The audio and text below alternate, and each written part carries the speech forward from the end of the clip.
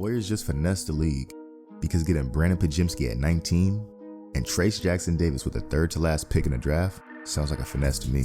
The Warriors made out of the 2023 draft like bandits, getting 2 lottery talents with, again, the 19th and 57th pick. Mike Dunleavy, aka Money Mike, gets an A++ in his first draft as the Warriors GM. Even though the Warriors went home with an L on Christmas Day, losing 120-116 to the Nuggets and the refs, Brandon Podziemski showed out. The 20-year-old rookie joins Ben Simmons, DeMarcus Cousins, and John Wall as the only rookies in the last 15 years to tally 13+ points, 9+ rebounds, 6+ assists, and 5 steals in a single game. That's a pretty solid company. The kid was doing it all this game. He's done an admirable job replacing GP2 and Wiggins as our point of attack defender. Now, he's not as good as GP2, Draymond, or Wiggins in terms of on-ball defense, but he's a legit viable option to draw some of the tougher defensive assignments if needed. It's funny because the knock on him coming out of college was that he's too small and too unathletic to be a positive defender in the NBA. Well, when you watch him play defense, that couldn't be farther from the truth. At 6'4", he actually has decent size for a guard, and he's strong. You don't really see him getting pushed around or overwhelmed physically too often. Athletically, he's proven he can hang.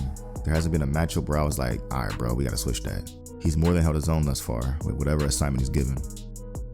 His anticipation, defensive IQ, underrated lateral quickness, and ability to play angles more than makes up for whatever perceived physical limitations he has.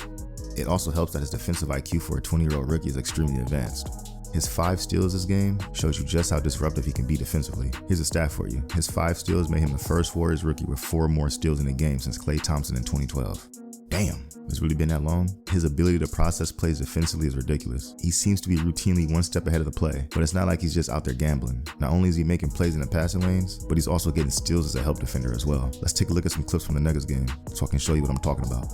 Alright, it looks like the Warriors are in a 2-3 zone right here. We see Reggie Jackson trying to get the ball to Aaron Gordon in the post, who has a size advantage over Klay. Pods immediately recognizes it and times it perfectly, shooting a gap for the steal, helping off the right corner. Now, KCP's a good 3-point shooter, and you normally wouldn't want to leave him open. But Pods knows Reggie doesn't have the angle to be able to get the ball through the defense to the right corner. The Nuggets will have to rotate the ball a few times on the perimeter to get it safely there. Pods, knowing this, is essentially free to play the middle until the play develops and comes up with a steal, then immediately advances it to Wiggins on the fast break. The defense is compromised and forced to foul. It's a great sequence by Pods. Next clip, Pods is lurking around a basket for an offensive rebound, like he usually does. Aaron Gordon doesn't realize he's behind him. Then Pods says, "Give me that," and rips it away for an easy 2. Those are just a few examples of the chaos Pods can cause defensively. Another thing from this Nuggets game I wanted to point out, Pods had 4 offensive rebounds, 5 steals, and 1 charge. That's 10 extra possessions he earned his team. Think about that. 10 extra possessions could be the difference between a lot of wins and losses. And this isn't just a one-game anomaly. He does this routinely. Now, he's not getting 5 steals every night, but he is averaging 2.1 steals a game as a starter. He's top 5 in the league in charges drawn, and he's already one of the best rebounders in the league at the guard position. His knack for generating extra possessions for his team reflects positively in his plus-minus numbers. Check this out. Podziemski's second in the league amongst rookies in plus-minus at a +106, only behind Chet Holmgren. Now, he's not an elite high-end scoring talent, but him just being a high IQ, dribble, pass, shoot, complimentary offensive player that's always in the right spots, willing to make the extra pass, and is efficient with the shots he does take, along with sound decision-making, makes him a valuable asset to the offense. Look, I know we're still early into his career, but the more I watch Podziemski play, the more I see his comp as Manu Ginobili. They have eerily similar playstyles. Now, I'm not saying he's as good as Ginobili yet, but what I am saying is that his playstyle resembles that of Manu, and I can see that being his best case scenario outcome if he stays on this trajectory and continues to improve. Why not? Now, Manu's slightly taller, listed at 6'6" versus 6'5" for Pods. By the way, Pods is more like 6'4", but he's listed at 6'5". And Manu's definitely a little more athletic. His first step was more explosive. But other than that, I see the same craftiness, toughness, scrappiness, defensive tenacity, competitiveness. They're both versatile 3-point shooters.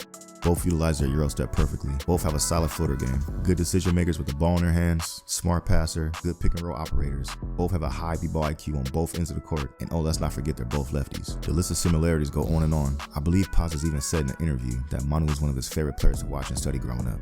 So he obviously took a lot of inspiration from his game.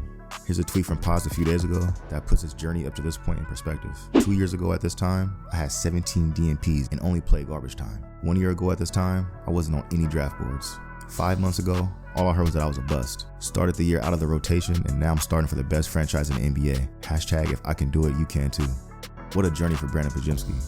And it's crazy to think he's only 20 years old because his game is so much more mature than that. The Warriors got themselves one with this kid. At worst, he's going to be an elite role player for the next decade in this league. But the likely scenario to me is that he's going to eventually be a multi-time All-Star. I believe in his upside to continue improving. I'm telling you, the Warriors may have drafted the next Manu Ginobili. Anyways, that's all I got for y'all. If you enjoyed the video, do me a favor, hit that subscribe button. It's much appreciated. I'll holler at you on the next one. Peace.